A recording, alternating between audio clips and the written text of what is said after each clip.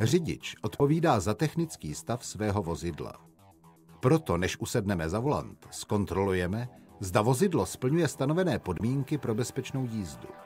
Při obchůzce vozidla kontrolujeme, zda správně fungují všechna světla, potkávací, dálková, směrová světla, vepředu i vzadu.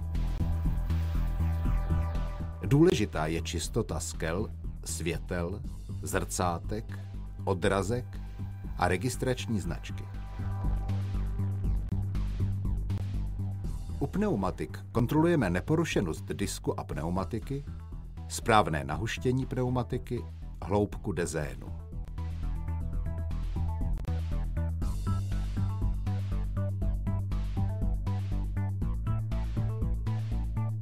Otevřeme a správně zajistíme kapotu.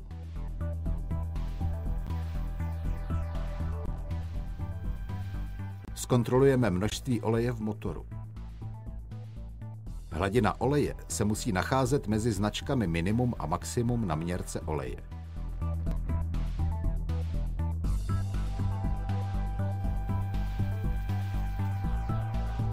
Při použití hydraulického posilovače řízení kontrolujeme množství hydraulického oleje.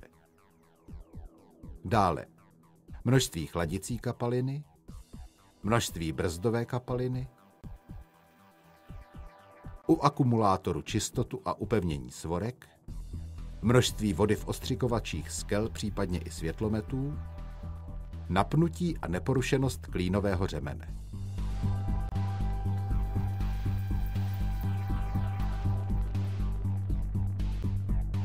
Na vnitřní straně kapoty se u některých vozidel nacházejí speciální symboly, které upozorňují na nezbytná opatření, která musí uživatel dodržovat při zacházení s vozidlem. Zjistíme, zda je úplná povinná výbava.